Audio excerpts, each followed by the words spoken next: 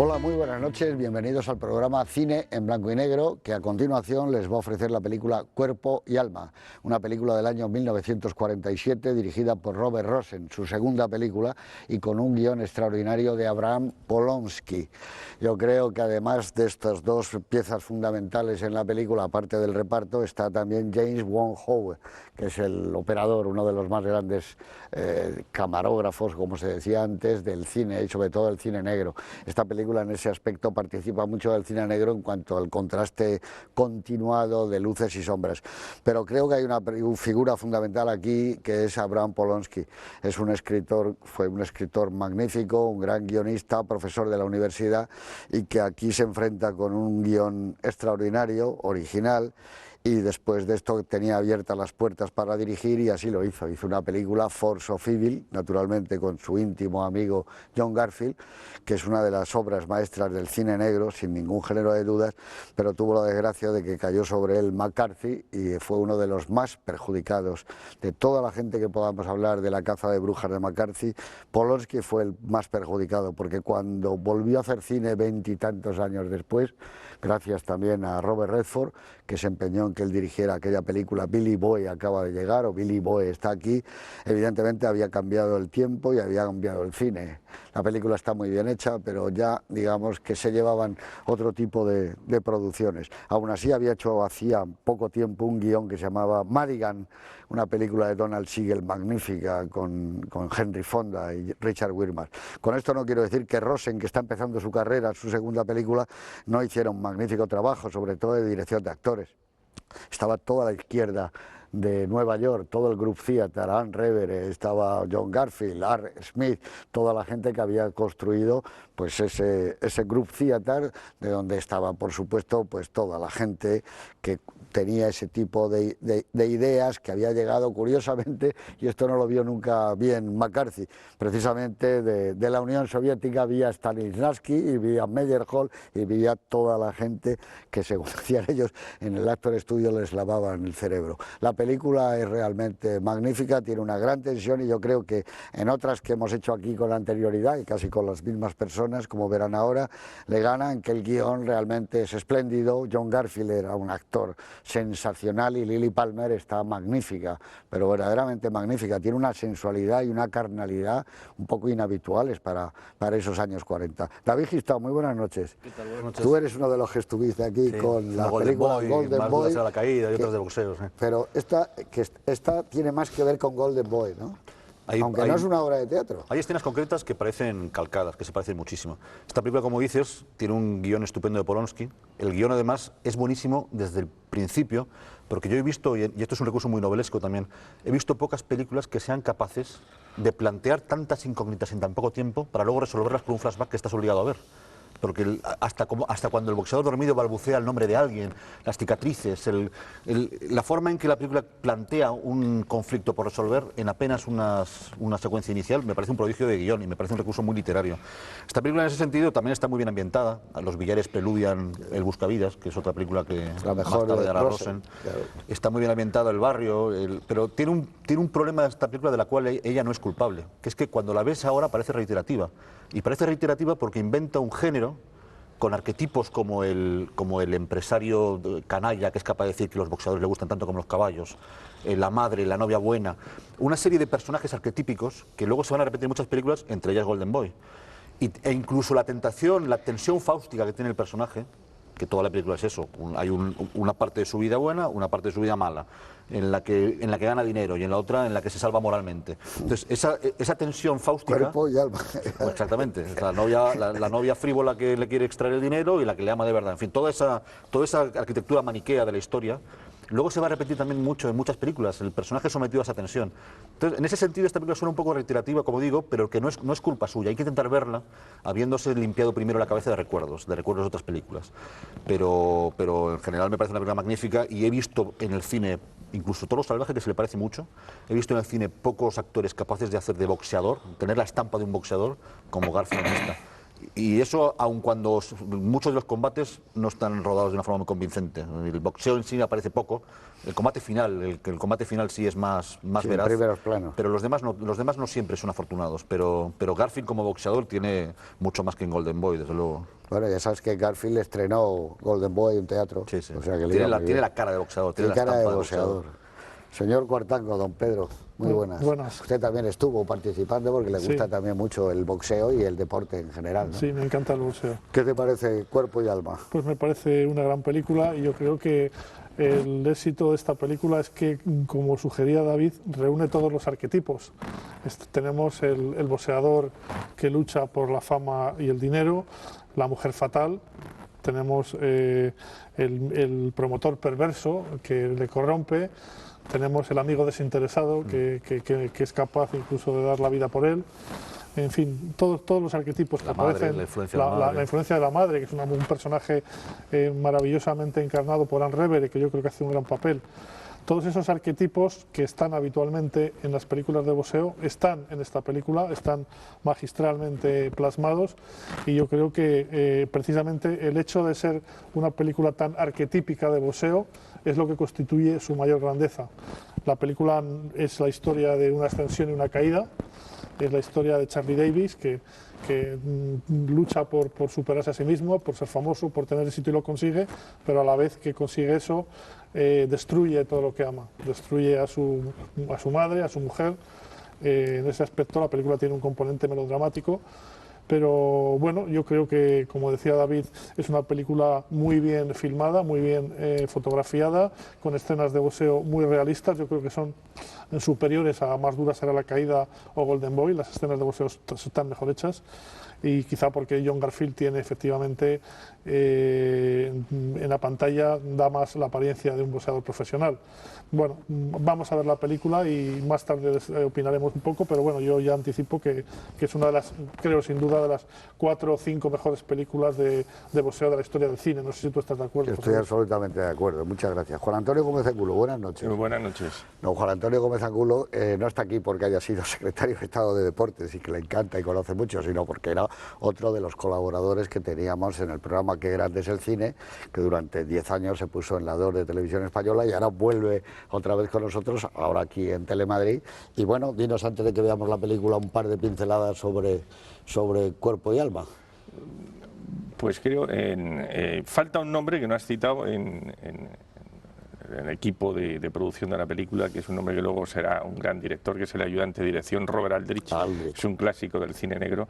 Para mí ha sido uno de los directores que a principios de los 70 logra una trilogía de películas como La banda de los Grison, La venganza dulzana y El emperador del norte, después de haber hecho películas que sé que a vosotros os gustan o a ti te gustan mucho, como Apache.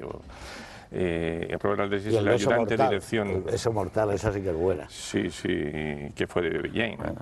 No, que fue Jane. Y 12 del patíbulo. Sí, y 12 del patíbulo. Esa es una obra maestra. Es el ayudante de dirección de esta película, o sea que la película está muy bien sostenida por grandes nombres, algunos malditos, como tú has citado, Polanski. A mí de Polanski me gustó mucho una película que hizo con Robert Redford, la del Valle del Fugitivo. O sea, dile a Billy Boyd que estoy aquí. Sí, está el Valle del Fugitivo. Y bueno, una película también maldita. Yo recuerdo que en Madrid estuvo en cine de estreno una semana. Fantasio, ¿no? Fíjate, creo que fue. No fue el Fantasio, creo que era el Boulevard de la calle Alberto Aguilera. Sí, era el Boulevard de la calle Alberto Aguilera. Pero en fin, la película que vamos a ver esta noche es efectivamente una de las clásicas de boxeo.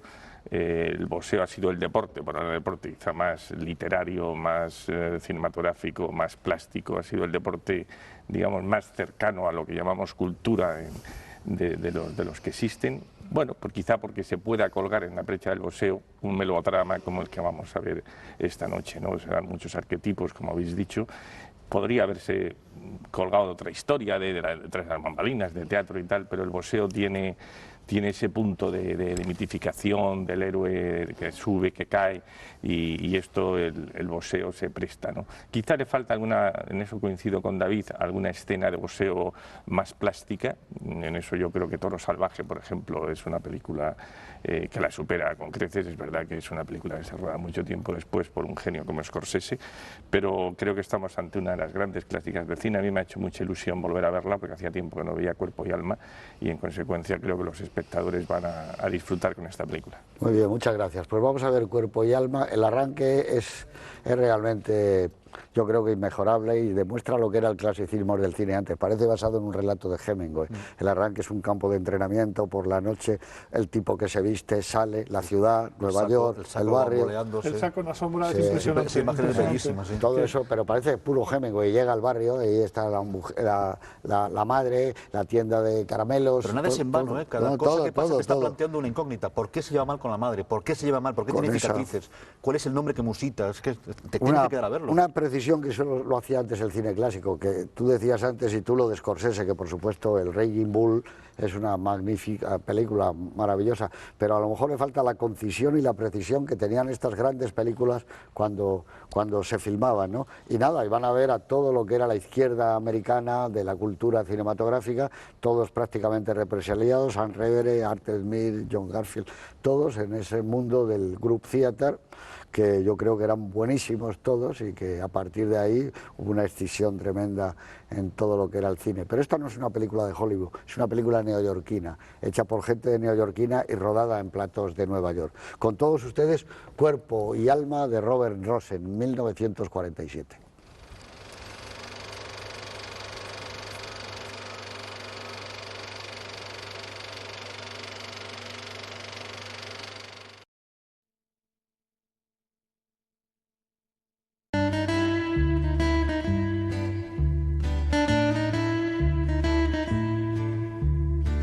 Segundos fuera, que se dice en el boxeo.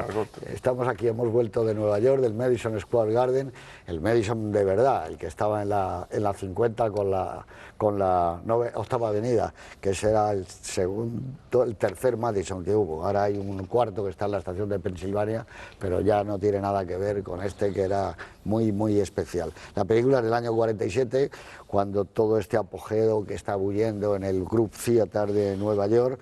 Bueno, pues digamos, ¿qué pasaba cuando rodaban esta película? Pues, por ejemplo, que llegan a Santa Cruz de Tenerife los restos de uno de los más grandes músicos españoles, como fue Manuel de Falla. Se estrena en Nueva York el drama de Arthur Miller, Todos eran mis hijos, una obra magnífica que incluso ahora, hace unos meses, se ha vuelto a reponer en España con Carlos Hipólito y sigue teniendo un vigor y una energía, esa obra de las mejores de Arthur Miller.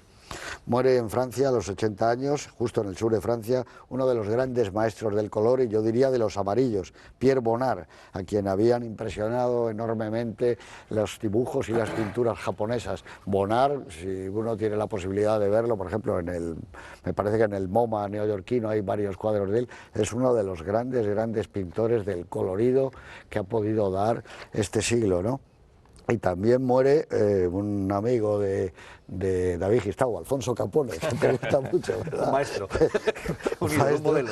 En cuyas hazañas se basó más o menos encubiertamente, pero está claro, Howard Hawks para hacer la película Scarface, escrita por Ben Hedges, y que fue una de los claves para la detención de él, evidentemente por evadir impuestos al fisco americano, no por otro motivo. Capone, de sífilis, si no recuerdo mal. Sí, sí, y ahí donde murió por una evasión de impuestos, después de haber asesinado a tanta gente, ¿no? Estoy leyendo ahora el libro de Gaitales sobre la mafia, cómo cuentan que Capone representa el comienzo de la hegemonía de la mafia italiana o de los cárteles italianos sobre judíos irlandeses.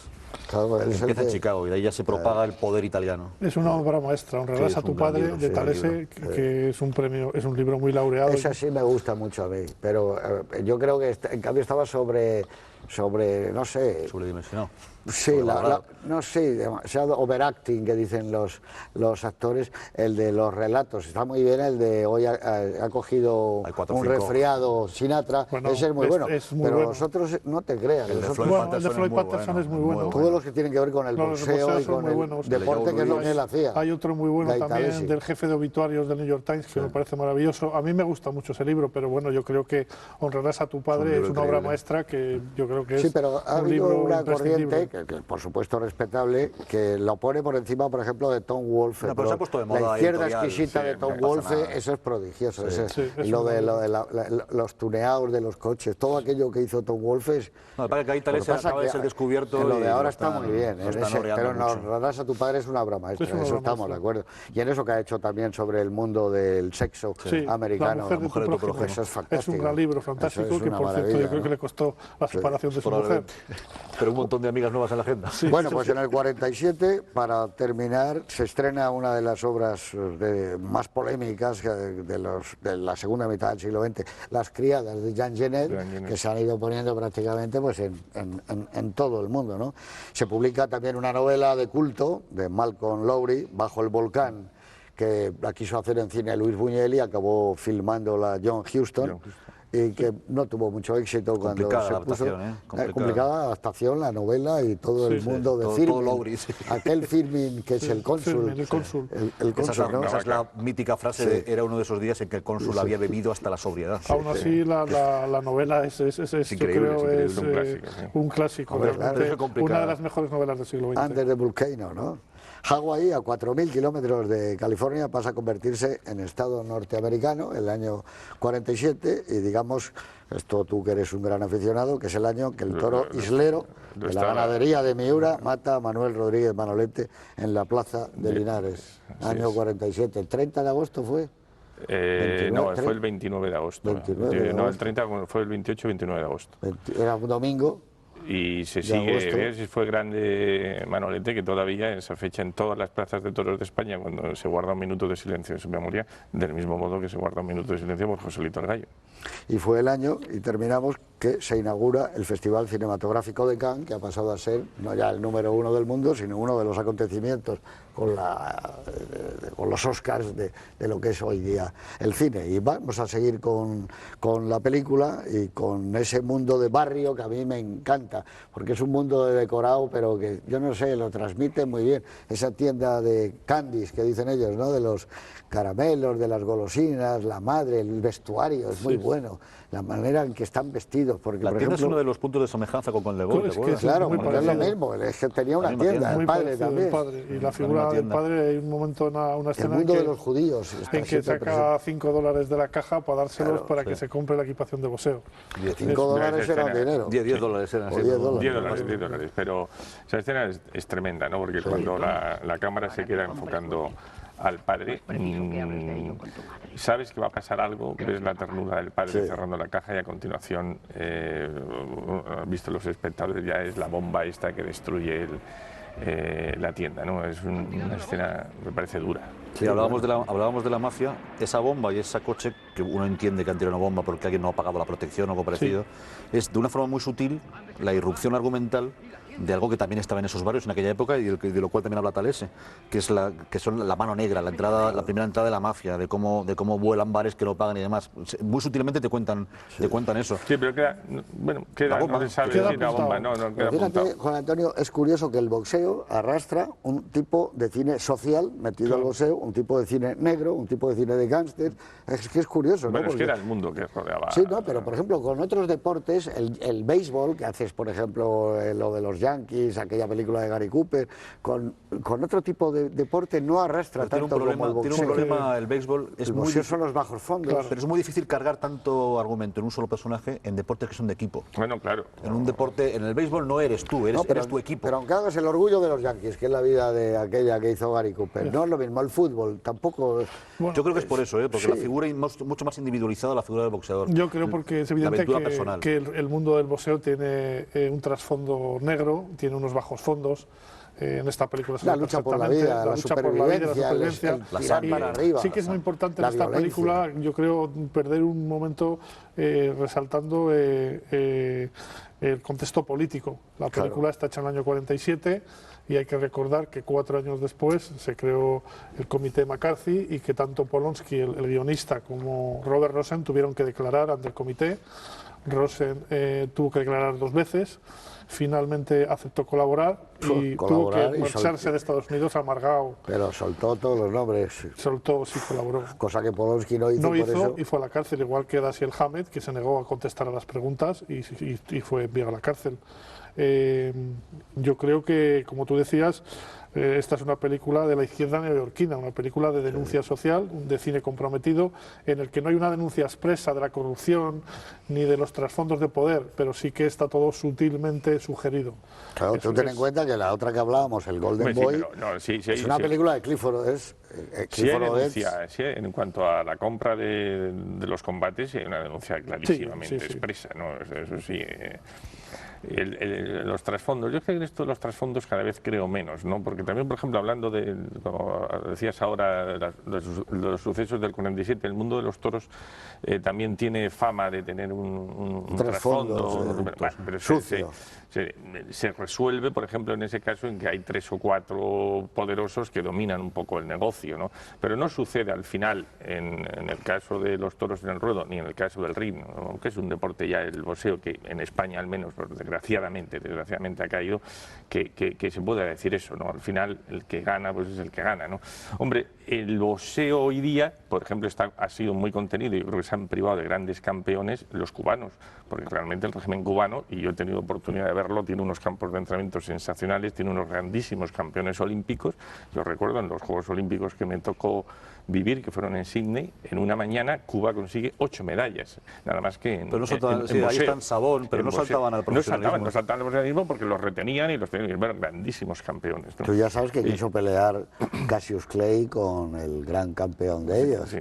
Y que llegaron a un acuerdo para que no se pudiera infringir la ley, y es boxear cada día 3 asaltos, que son los que podía hacer el aficionado.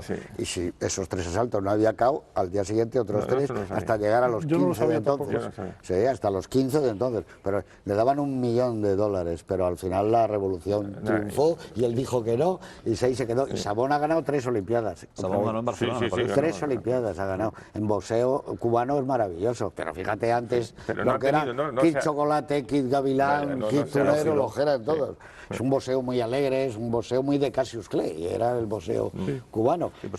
Y ahí, sin embargo, no, decíamos que en la película hay una denuncia expresa pues, de la compra, que es lo peor en lo que puede caer al final. En ese sentido, a mí de la película me molesta una cosa, no sé si es atribuible al marxismo o no, pero es verdad que el mundo del boxeo está muy bien retratado en su corrupción, pero hay 2 mensajes de fondo que a mí me disgustan y ya los comentamos con Golden Boy. Primero, que la ambición es mala por definición, y segundo, la invitación a resignarte. Al Golden Boy le invitaban a resignarse a ser un violinista en la trastienda de la tienda de su padre. A Garfield le invitan a resignarse, o a Charlie Davis, le invitan a resignarse a ser un tendero que despacha helados a los niños. Y si intenta romper ese esquema social, lo que haga le corromperá por definición. Cuando en realidad a mí no me parece que sea pernicioso, siempre que no haya corrupción de por medio, que un chico de barrio con capacidad para el boxeo aspire a tener un piso mejor para él y para su familia, y a ganar pasta y a construirse un destino mejor a través de los puños. Y esta película, como Golden Boy, te viene a decir que si entras por esa senda, que no es la de la resignación, cualquier cosa que hagas acabará con tu alma. Y a mí ese trasfondo me molesta incluso como aficionado al deporte, porque si los deportistas de barrio, de gueto, hasta los futbolistas argentinos de Villa Miseria interiorizaran ese mensaje, nos habríamos quedado sin campeones. No, sin deporte. Y sin deporte. Claro, pero hay una cosa curiosa antes, no sé quién la has citado tú, a Hemingway, y hablando de los toros, fíjate tú, Hemingway era un apasionado del boxeo y de los toros, lo cual quiere decir que hay algo, ahí es un tipo encerrado con una bestia, pero aquí son dos tipos solos luchando por la supervivencia, por la pesca. El tema de Hemingway es el riesgo, es el gusto por la muerte, ha sido corresponsal de guerra en varias ocasiones, la caza. O sea, en el caso de Hemingway yo creo que está absolutamente justificado el gusto por la muerte. Por ejemplo, tenemos un buen amigo nuestro, Eduardo Arroyo, es un pintor que le encanta el boxeo, que ha hecho además espléndidos retratos de grandes campeones. Y ha fundado algo de lo que yo formo parte, y tú también, ¿no? Los hijos de... Sí, no me acuerdo, se llama. De Joe Luis. 100 hijos de Joe Luis. Que somos tú y yo. Eso demuestra que no nos importa tener un padre negro. No. Claro. Lo creó él. Estaba Úrculo. Eduardo Úrculo. Éramos unos cuantos. No, incluso se hizo algún combate de boxeo, tal, pero el boxeo en España era... De todos modos, el boxeo sí tiene un lado oscuro a mí, que conste que el boxeo me fascina y me ha gustado mucho desde niño. Pero sí también es cierto que tiene un lado oscuro, que es el lado de las apuestas, el lado de los intereses económicos. Y luego también sale en la película. Claro, aquí hay como en un cuento de Hemingway que tienes que luchar contra ti mismo. La apuesta es esa, eso es el de... ¿cómo se llama? 50 de 1000, el cuento. Pero hay a mí un personaje que me fascina en esta película y que también aparece en Más dura será la caída y aparece también en Golden Boy, que es el promotor, el millonario, que es el malo de la película. El que exprime el juego de boxeo. En los 3 casos, los 3 son personas sin ningún escrúpulo, ambiciosas, que exprimen a los boxeadores, que quieren ganar dinero, pero a la vez hay también un componente morboso como de poder y de dominio. O sea, en esta película Roberts no solamente quiere ganar dinero, yo creo que quiere de alguna manera dominarle al boxeador, quiere controlarlo, quiere como robarle el alma.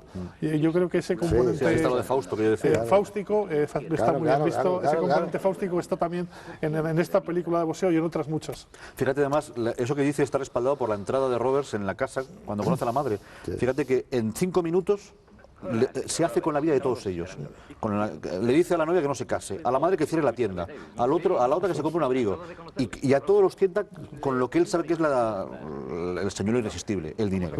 Usted cierre la tienda porque va a tener dinero, usted cómprese un abrigo, usted no se case, y se hace con la vida de todos ellos. Pero en ese sentido hay una decepción con el desenlace de esta película parecida al de Golden Boy. Igual. El promotor luego no es tan malo, es muy fácil es demasiado fácil librarse de él, porque el combate que debería haber perdido lo gana. Eso se pega con la muerte. Y sin embargo baja y dice, ¿qué vas a hacer? ¿Matarme? Y se va a vivir una vida feliz con su novia, sin más consecuencias. Que es lo mismo que Golden Boy. Se deshacen de esos promotores con demasiada facilidad. Debería haber muerto Garfield en esta película. Sí, pero es por ese componente que yo digo. Más porque al final para Roberts es más importante el hecho de dominarle que incluso que el dinero. O sea, la decepción de Roberts pierde mucho dinero, pero el amigo de Garfield lo mata por mucho. Es ambiguo hasta sexualmente. Da una paliza y lo pilla un coche. Que yo creo que con la paliza ya y desapareciendo de la vida, ahí el guión se recrea un poco. Esa muerte a mí me parece una película eso es innecesaria. Hay dos muertes demagógicas en esta película, la otra es la de Ben, la del negro. La del negro, bueno, la del negro está más justificada. Esa está más justificada. Pero es muy demagógico como ocurre todo, como le da el ataque de locura. Es un poco melodramático, pero está justificado. Hubiese sido demagógico si se hubiese muerto como consecuencia del combate de boxeo. Pero luego hay una... A mí me parece, sin embargo, en eso, David, que la recuperación luego como manager del negro, me parece que tiene el lado este también romántico que tiene el boxeo del deporte. Yo le veo otro sentido a esa recuperación. Es que necesitan crear más personajes a los que Garfield va a abandonar en su proceso de degradación. Pero no es el caso. Y el negro que casi mata, que se convierte en su entrenador, el hecho de que no luche por él cuando le echan, es otro síntoma más de cómo acepta perder el alma a cambio del triunfo. Y de cobardía, de que no se enfrenta a él. Yo creo que el negro le salvan la vida solamente para que le puedan echar ante los ojos de Garfield sin que le haga nada. No, la vida, pero luego muere. Sí, pero insisto, merece más demagógica la muerte del amigo, atropellado. A mí no tiene sentido. ¿Sabéis que ese actor, el que interpreta el personaje, ¿qué se llama, se llama Canada Lee? El negro. Muere de un infarto cuando le están haciendo las investigaciones de McCarthy y la declaración. Muere muy joven, desde luego. No, Canada Lee murió de la presión que le hizo McCarthy, como también muere John Garfield. Es que fue tremendo, ¿no? En cambio, Rosen al final llega y hace lo de Kazan, denuncia y delata y se viene a España. Y aquí en España hace Alejandro Magno, en Italia hace Mambo, y luego ya cuando vuelve a Estados Unidos, a mí me parece que es cuando hace el mejor cine de su carrera, que es El Buscavidas. Que es una película de alguna manera tan ambigua y confusa como todas las relaciones esas que hablabas de él, en donde venden el alma también de Paul Newman varias veces. Pero hay otra película de Rosen que a mí me parece incluso superior, que estaréis de acuerdo, no, El Político. La película, ahí gana el Oscar, la película está basada en la novela de Robert Penn Warren, All the King's Men, que está basada realmente en la vida de Huey Long, que fue un gobernador de Luisiana, un hombre que llega de la nada a ser gobernador con un mensaje de lucha contra la corrupción y que luego se vuelve un personaje neofascista, absolutamente corrupto. La novela de Penn Warren es magistral. Yo creo sin duda que es la mejor novela de política, de análisis político que se ha escrito. Fue premio Pulitzer y es un clásico. Y la película se estrenó muy tarde en España. Sí, porque esa película debe estar hecha a finales de los 50. Debe ser una frase de Shakespeare, ¿no? Sí, es una frase de Shakespeare. Todos los hombres del rey. Todos los hombres del rey. Y la película que la protagoniza Broderick Crawford es una película fantástica, me parece una película insuperable. Pues aquí el problema de Rosen es que ese tipo de personajes que eran los que a él le gustaban mucho, incluso su Alejandro Magno es un personaje muy confuso, porque no tiene muy claro todo lo que él llama la conquista y y la derrota. Eso es muy confuso, incluso la relación de él que tiene con el padre. Y todas las películas de él son confusas. A mí, en cambio, lo que sí me sorprende para la época, como decía al principio, es el personaje de la chica. Lily Palmer está maravillosa. Parece mayor que él, ¿no? Sí, parece mayor, sí. Da la impresión, debían ser de la misma edad, pero en esa época parecían mayor las chicas. Era una mujer con una clase asombrosa. Yo pude conocerla cuando vino aquí a rodar. La otra. Sí, pero ella tenía una clase, tiene algo especial, Lily Palmer. Vino aquí a hacer una película con Chicho Ibáñez Serrador, La Residencia. La Residencia, que era protagonista. Yo la conocí ahí, vamos, la conocí de un rato. Tenía una clase asombrosa. Luego antes había hecho Anastasia. La Residencia que la hizo Cristina Galbó, ¿no? Sí, claro. La hicieron muchos actores estupendos. Pero ella tiene algo. Tiene luminosidad. Era la mujer de Rex Harrison durante mucho tiempo. Tiene luminosidad esa mujer. Y era muy buena actriz. Muy buena. Vista en inglés la película, te das cuenta de que ella hace un personaje que está tratando como de adaptarse. Y luego hay un personaje femenino muy llamativo que es la amiga. Escultora, sí. La escultora. Primero porque es curioso. Bueno, le echa la mirada de la Patricia a los gladiadores cuando entra en el salón. Pero ahí se puede recrear un poco, hablando antes, cuando íbamos a empezar la grabación de la última película de Woody Allen, ahí se recrea un poco el ambiente en Nueva York, pero de esos bohemio, de los estudios, parecía la casa de Gertrude Stein. Que él ha entrado como un gorila en ese mundo de repente. Sí. ¿Y esto qué es? ¿No? Pues son cuadros, son esculturas, algo muy parisino de los 20 que recrea él en Nueva York, pero y es muy atractiva la actriz que hace de tiene un aspecto muy moderno, además. El peinado que tiene, el corte de cara, tiene un aspecto muy moderno que favorece el personaje. Pero el contrapunto de ella, de Peg, es la Alice es la mujer fatal. La mujer fatal, que lo interpreta una actriz que se llama Hazel Bush, que realmente, yo creo que lo hace muy bien, es una actriz de cine secundario. Y tiene mucho parecido al personaje del boxeador, porque los dos saben lo que quieren.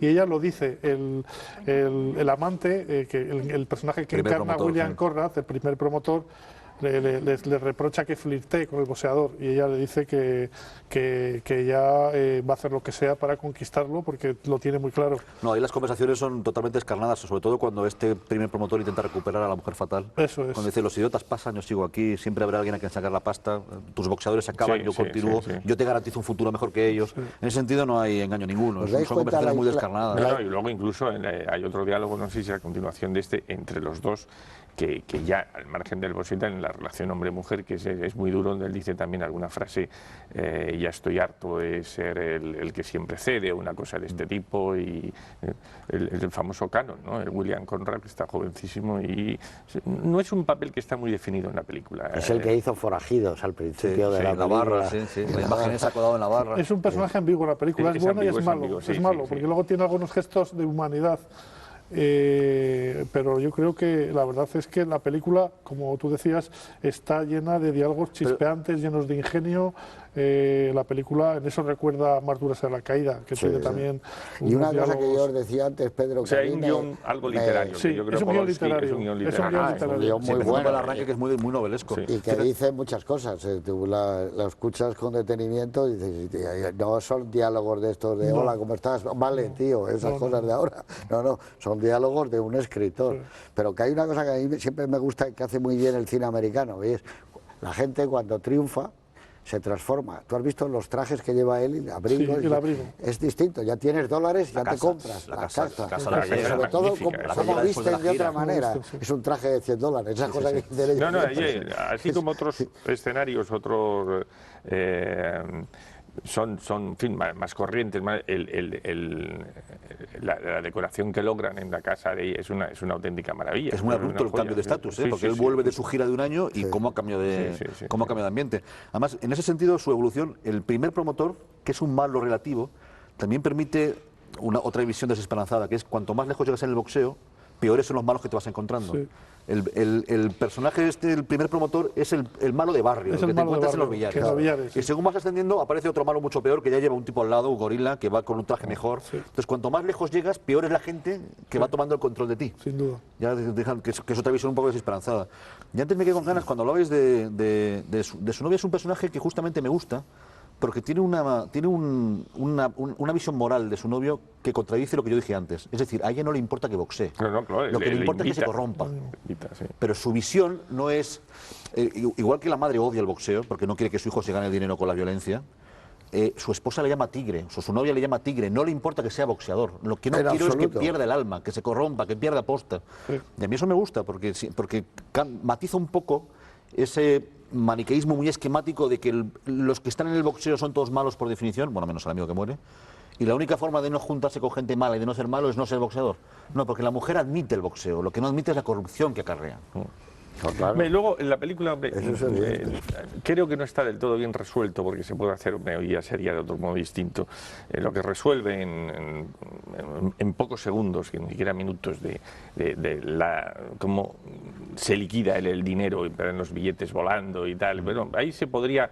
sacado más partido, ¿no? Bueno, de la figura de ella. Que te vuela el dinero, joyas, pero que está demasiado fácil, ¿no? Es decir, yo creo que se podría haber hecho de algún otro modo, o como él alterna cuando tenga la depresión que se dice y vuelve a buscar a la novia, en fin, eso se podía haber definido de algún poco. Pero debe ser mejor. cierto, porque recuerda que, por ejemplo, en las últimas grandes peleas que ha habido en España, el chico este del Potro de Vallecas, sí, curiosamente llegó a ganar mucho dinero.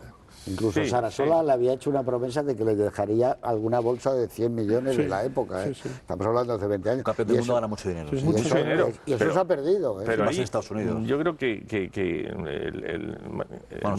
se fijan mucho en el mundo del boxeo a efectos de que siempre son los perdedores.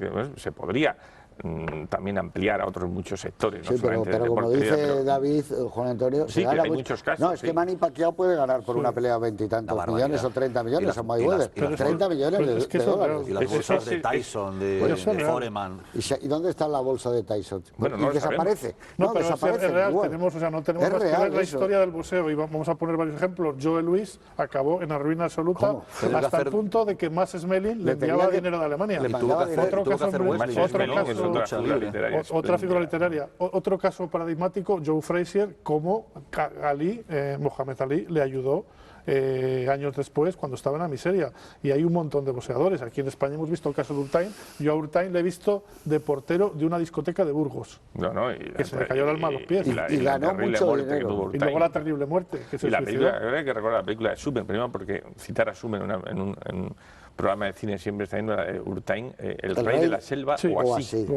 Un título, a Manolo le gustaba mucho el boxeo, pero tú acabas de decir Joe Louis. Joe Louis pudo ganar de la época, pues ponle que ganara 40 millones de dólares. Ya, al pero final, es que al final no tenía. Al final no tenía, en los paralelismos. Tuvo que hacer lucha libre, como hizo Urtain.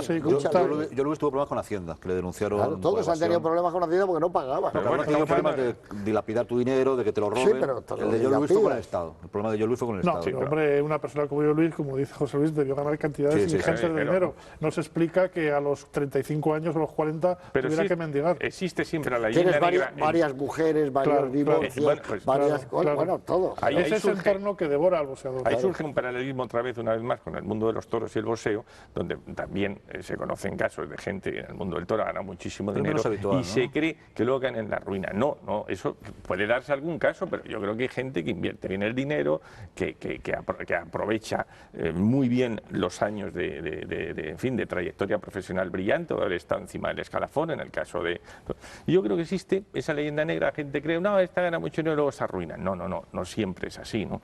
Ni siquiera debe de ser en el caso de la película, porque bueno, al final de la película es que él abandona el boxeo, pero podría haber seguido teniendo una trayectoria brillante, por mucho que le pasara factura el llamado el manager Robert. Pero ten en cuenta que eso lo cuenta muy bien en Más dura será la caída, que el boxeador es el que paga todo. O sea, que si hay un campo de entrenamiento, el alquiler de la finca lo paga él. Lo que hay que poner, el ring lo paga él. La comida la paga él. Las bebidas las paga él. Los sueldos que lleva la gente, todo. Y al final dice, ¿cuánto he ganado? Dice, 47 dólares. Es la última escena de la película. Los viajes, los aviones, todo va a costa de uno solo. Pero eso pasa en el mundo artístico también en general. El cantante de turno tiene que pagar los músicos, hay una escena de la película cuando hablan del reparto del dinero. Oye, mira, esto va a ser de este modo, el 50%. El 50% mío es intocable. Y del 50% tuyo, tú ahí tienes que darle a tu amigo, tal, no sé qué. O sea, que eso sigue existiendo en el mundo artístico, tú lo conoces bien. Pero ahora yo creo que como hay gente que se ha dado cuenta por todas esas experiencias, es muy difícil que un tipo como Manny Pacquiao, que puede ganar 30 millones de dólares, que es un político ya en Filipinas, una persona muy conocida, debe tener un grupo asesor fiscal, que es imposible que ya le vaya a pasar eso. A Mayweather igual. Te pasaba en los viejos tiempos, porque el pobre Joe Luis, que gana ese dinero, al final, que si los divorcios, que si las casas, llega un momento que no pagan Hacienda, y al tercer año de no pagar Hacienda... Trato de decir que la literatura, el periodismo, el cine en este caso, se ceban muchas veces con la palabra mundo del boxeo, cuando esos trasfondos son también trasladables a otros. No, pero insisto, lo que hemos dicho antes, deportivas. Esta capacidad que tiene el boxeo de orillar con la novela negra y de contar ciertas historias no la tiene ningún otro deporte. Ninguno. Yo lo he dicho de entrada, que es el más literario, el mejor retratado. Hay violencia, hay tentaciones morales, hay mafia. Y hay humildad en el boxeo. Hay barrio, hay cosas que no y hay nobleza. Es muy difícil que veas una pelea y no se abrazan los dos tipos al acabar una pelea. Es verdad, hay nobleza. Pero yo recuerdo ver que debía ser un chico muy humilde cuando estaba empezando en el campo del gas, que estaba todavía a tanto, iba el lince de Parla, ya le vi yo allí, y a Poli Díaz, iban estos chicos a pelear sus primeros combates, fíjate lo que pudieron ganar, pero es que yo creo que cuando se pega con el guisante son casos distintos, ¿eh? Sí, pero se puede ganar 100 millones en una pelea, Poli.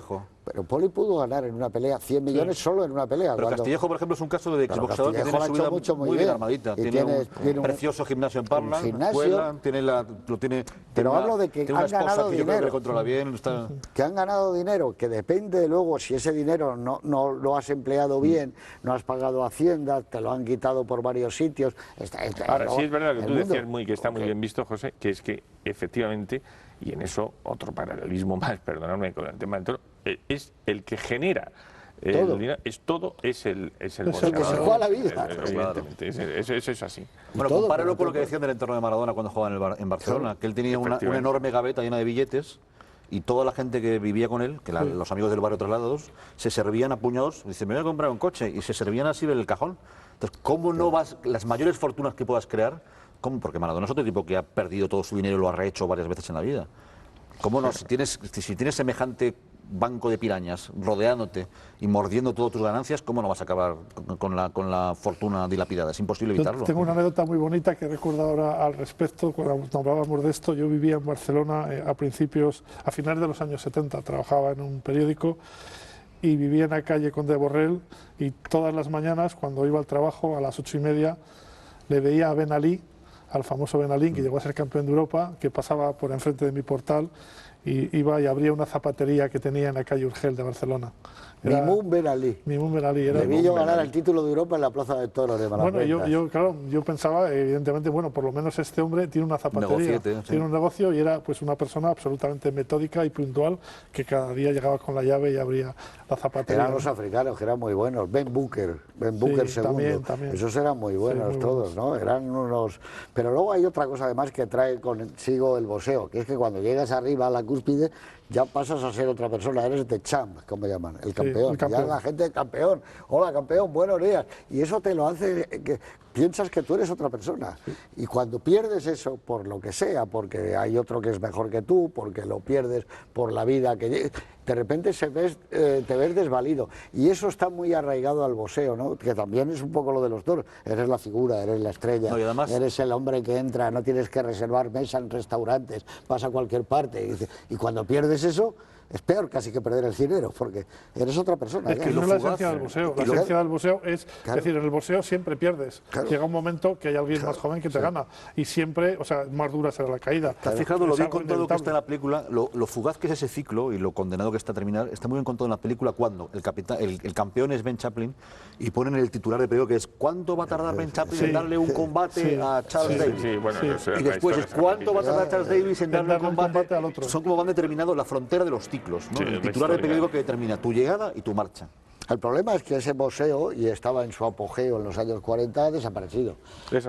No, ha desaparecido prácticamente de España, no existe. No, pero y sigue allí, habiendo, sí, pero allí es otro boxeo, es el de Las Vegas. Ya. Que se haya mudado a Las Vegas es muy significativo. Forma parte del dinero. Sí.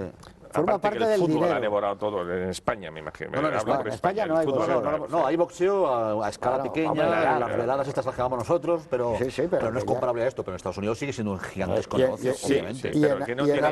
Pero ha cambiado su personalidad. Y en Alemania hay boxeo, y en Inglaterra hay boxeo. No, mucho boxeo. En Cuba, al nivel de que hablábamos antes, y en México no digamos. Pero yo me refiero que en Estados Unidos el Madison Square Garden ha cedido su trono y su lugar, o sea, el ring, a Las Vegas, a los lugares donde está el juego, a los donde casinos, está el dinero, los casinos. Bueno, que ir otra vez al mundo de la mafia, vamos, en una claro, palabra. Exacto, que está otra vez controlado. Porque una versión muy se pelean y dicen, pero ¿dónde va a ser válida, la velada? Dicen, el César Palace. Bueno, ese día, no solo ese día, la gente que hace turismo por todas partes va al casino, juega, además, es otro mundo. En España hemos vivido ya en los últimos años de más popularidad del boxeo. Era un deporte popular, ahora esto que tú estás contando lo convierte en un deporte de élite. Hoy montar en España un combate de esas características es imposible, porque la silla de ring... No es imposible, sí es imposible, David, porque la silla de ring te cuesta 10 veces o pero 15, eso lo paga 20... la televisión con sus anuncios. La silla de ring no las paga nadie. No, eso no las paga nadie. Pues eso te digo, pero ¿sabes a lo que me refiero? Sí, es un montante económico. El boxeo fue un deporte popular en Madrid en los años 50 y 60. Pero todavía ahora, que sé que no es lo mismo, pero todavía organizan los de Atocha, Sánchez Atocha, organizan una velada y todavía se meten 8.000 tíos en la cubierta. Hay una gente que tiene apetito de boxeo. Otra cosa es que esté resentido por el sabotaje de las televisiones, por los prejuicios morales, por muchas cosas. Pero apetencia hay. Claro, pero el boxeo y en el momento que se moviera. Pero el boxeo es un deporte en declive. Necesitas un elenco de... Que sí, que no es comparable. Pero si es que en los años 20 y 30 en Estados Unidos el boxeo era el deporte más popular. Se boxeaba en Argentina. Se boxeaba en los pueblos de 500 habitantes en Estados Unidos. Había una sala de boxeo. Pero si lo que digo, si yo solo sé, lo que digo es que no está completamente muerto. Hay un ambiente de apetencia. No está completamente muerto, pero eso es muy difícil de recuperarlo por muchísimas razones que no son de la otro punto de unión con los toros. ¿Cuál? Por ejemplo, yo he vivido, porque yo era un chaval de 15 o 16 años, yo he visto la plaza de toros de Las Ventas con más gente que puede ir a una corrida porque era todo lo de alrededor del ring. Calcula casi 30.000 personas. Y acabar la pelea, ganar Galeana y llevarlo a hombros como un torero hasta la cafetería que tenía en la calle Alcalá antes de llegar a Manuel Becerra, como un torero. Solo faltaba lo del toreador de Carmen de Bizet, porque era exactamente igual. Lo llevaron, salió por la puerta principal y lo llevaron por la calle Alcalá. Era igual que Galeana también terminó de portero de no, Galeana murió en su coche. Bueno, no, pero digo que... Galeana murió hace como 10 años. En un coche, lo encontraron muerto en un coche, durmiendo dentro de un coche. Trabajando de yo digo porque me acuerdo que escribí el obituario en el periódico. Debió ser hace unos 10 años. 10 o 12 años. ¿Y cómo se llama el primer boxeador de los grandes combates contra Cassius Clay? Se me ha ido el nombre. No Floyd Patterson, sino el siguiente. Sonny Liston. Sonny Liston acabó de portero en Las Vegas en un casino y luego asesinado por la mafia, probablemente. Sí. Lo encontraron muerto con un tiro en su habitación. Sonny Liston se retiró del boxeo en el año 62, 63. Y no, quizás 64 y raro, pero quedó en la puerta de un casino dando la bienvenida a la pasó a la gente. indigencia, o sea, pasó de ser un millonario y un mito a la indigencia. O sea, yo creo que Sonny Liston es una de las grandes víctimas como Fraser de la capacidad propagandística de Cassius Clay. Yo he visto una película sobre Sonny Liston que está muy bien hecha y es muy oscuro todo lo de Sonny Liston, pero al decir todo me refiero hasta a sus peleas con Cassius Clay. Entonces se llamaba Cassius Clay. Cassius Clay, sí. Cuando dijo que abandonaba porque tenía un problema en el hombro y nadie había visto nada lo del hombro, entonces hubo una revancha, como para decir, porque Cassius Clay ha dicho, te voy a tirar en el 8, y en el 8 no salió, con lo cual... Entonces el segundo combate también fue muy raro, no se vieron los golpes, nunca se vieron los golpes de Cassius Clay. Cayó en el primer asalto. Cayó en el primer asalto. No se vieron los golpes. De Cassius Clay hoy, ordenándole que se levante, no hemos hecho más que empezar. Se dijo, siempre se ha dicho que fue un golpe, yo ese golpe lo he visto 100 veces. Era un hombre que había estado en la cárcel. Que había sido un golpe de karate, fue un golpe... Pero un golpe y se cayó el otro, Sonny Liston. Sonny Liston había estado en la cárcel. Así Cassius Clay, diciendo levanta. Pero ojo que cuando pelearon por primera vez, todas las apuestas estaban 8-1 a favor de Liston. Bueno, es la famosa que cuando se droga, cuando se empozoña pone los guantes Sonny Liston y en el Era sexto asalto... Sonny Liston tenía una... Sonny Liston era un hombre que venía de la cárcel. Venía de la cárcel. Y ahí el capellán... Era un monstruo físicamente. Y el capellán le dijo, usted tiene que encauzar esto con el boxeo, como le pasó a Rocky Graciano. Y cuando salió, bueno, empezó ya una vida mejor, se casó, tuvo una vida muy... campeón del mundo. Pero, por ejemplo, los liquidaba, no es que los ganara. Los liquidaba. Y además les daba miedo pegarse con él. El Floyd Patterson... Floyd Patterson le pegó una paliza que lo dejó... salía muerto. De cobarde por esas peleas. El primer asalto, es que salía ya agarrotado y lo tiraba. Eso se refleja es justamente el análisis de la cobardía de Floyd Patterson, que era un boxeador que voló a Madrid después de perder un combate. Se perdió la Olimpiada en Melbourne. Y iba a combatir, decía Gaitalese, llevando entre el equipo una barba postiza para poder salir sin que le reconociera en caso de derrota. Pero fíjate tú lo que era.